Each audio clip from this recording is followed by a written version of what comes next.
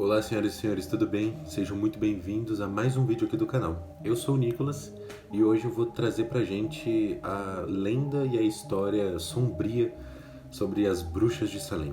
Então, vamos lá.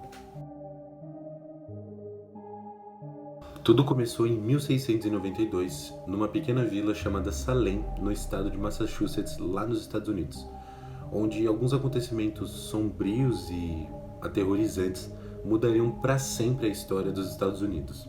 Esse episódio ficaria conhecido como o Julgamento das Bruxas de Salem. Normalmente, quando a gente ouve falar sobre isso, a gente imagina que foi um período muito longo, mas a gente vai ver aqui que não foi tão longo assim. Foi até mais curto e tenebroso do que a gente imagina. De início, a gente precisa entender que Salem fazia parte de uma colônia puritana. Era uma colônia regida por religião. Existia o reverendo da cidade, que era dito como talvez o prefeito, e todas as leis da cidade eram embasadas em preceitos religiosos.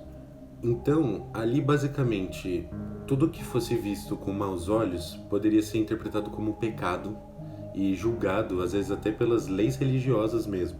O que acontecia também é que a linha era muito tênue entre o pecado e o sobrenatural, fazendo com que, às vezes, até alguns julgamentos fossem injustos e muito mal julgados.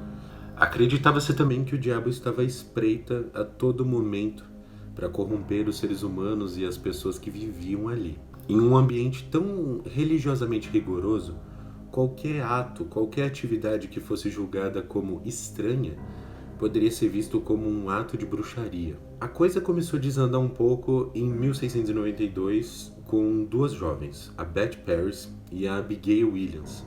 Elas eram uma filha e a outra era sobrinha do reverendo da cidade. O que chamou a atenção é que essas duas garotinhas elas começaram a ter comportamentos um tanto quanto estranhos. Elas gritavam e se contorciam demais, e elas diziam ver, às vezes, até imagens sombrias, seres das trevas. Sem uma explicação médica plausível para o que estava acontecendo com as duas meninas, logo a religião entrou em ação e foi acusado um trabalho de bruxaria contra as duas meninas, talvez até para atingir o próprio reverendo. As meninas acabaram acusando pessoas da vila de serem responsáveis por aquilo que estava acontecendo com elas. 3 mulheres inicialmente foram apontadas como as causadoras daquilo tudo, sendo elas Tituba, Sarah Good e Sarah Osborne. Essas 3 mulheres foram apontadas como responsáveis para tudo aquilo que estava acontecendo com elas. É engraçado a gente pensar que era um tempo onde às vezes a palavra de uma criança poderia condenar um adulto. A justiça claramente foi substituída pelo medo das pessoas. Agora eu vou descrever um pouco essas 3 mulheres para a gente entender do que se trata. A Tituba, ela era uma escrava caribenha. Ela confessou os crimes sobre ameaça, crimes esses de ter feito sim um pacto com o diabo. Ela também afirmou que outras mulheres da vila também haviam feito esse pacto e estavam meio que juntas nesse plano. Um detalhe é que essa confissão dela acabou se espalhando pela vila, aumentando ainda mais assim a histeria de todas as pessoas dali.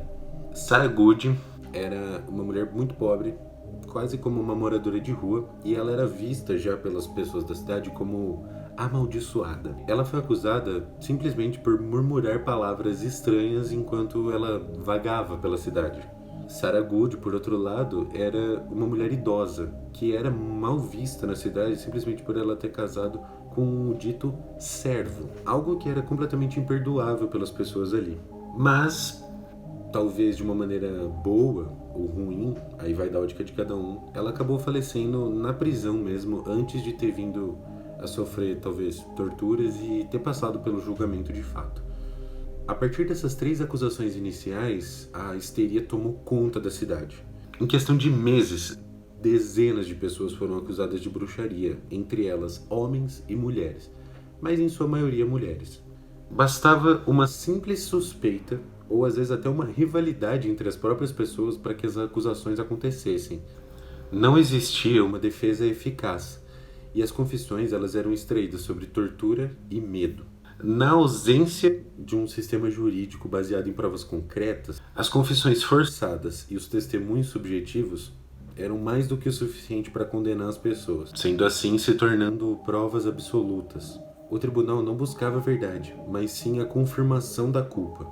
O Tribunal Especial de Salem foi estabelecido para julgar os casos de bruxaria. De 200 acusados, 20 pessoas foram julgadas, entre elas 14 mulheres e 6 homens. A maioria dessas pessoas foram enforcadas. Uma delas, Gilly Corey, de 81 anos, foi um caso um pouco à parte, pois ele foi esmagado por pedras.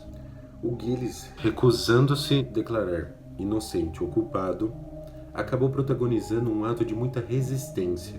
Enquanto ele era esmagado pelas pedras e sufocado por todo aquele peso, ele disse uma frase que ficou marcada. Frase essa que seria mais peso.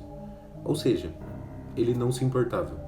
Ele apenas decidiu se manter em silêncio, não se colocando ali na situação de culpado ou inocente, já que ele provavelmente viu que não ia adiantar muita coisa. Ele apenas pedia para que colocassem mais peso.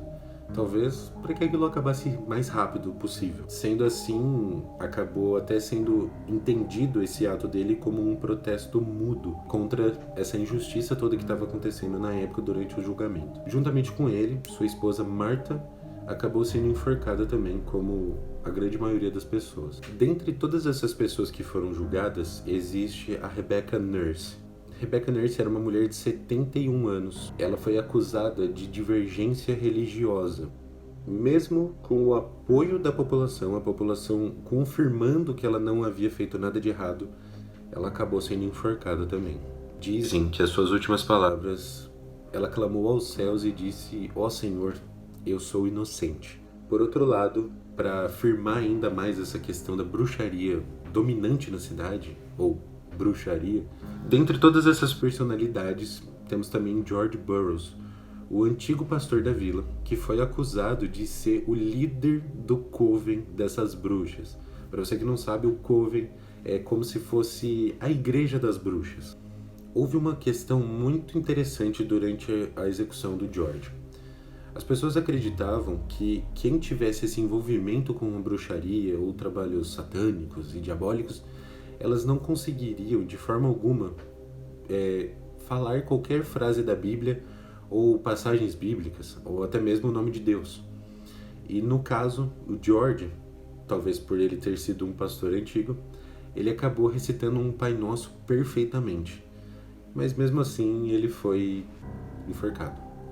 Agora, durante toda essa história, talvez a parte que é mais tocante é a história da Dorcas. Dorcas Good era uma menina de 4 anos que foi presa e interrogada também. E dizem que ela foi interrogada, ela foi liberta do julgamento, mas que a vida dela, daquele dia em diante, nunca mais foi o mesmo. Se a gente for ver, a justiça, dominada pelo fanatismo religioso, simplesmente ignorava qualquer racionalidade. Uma simples negação de qualquer acusação que fosse feita poderia ser visto como um sinal de culpa. A história das bruxas de Salem durou um pouco mais de um ano, mas os efeitos dessa história toda foram completamente devastadores.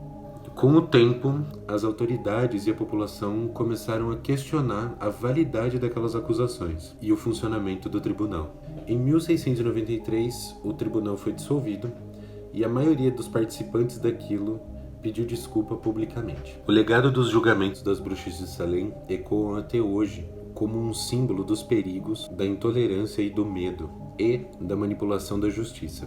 É uma lembrança sombria de como a irracionalidade e o fanatismo podem destruir uma comunidade.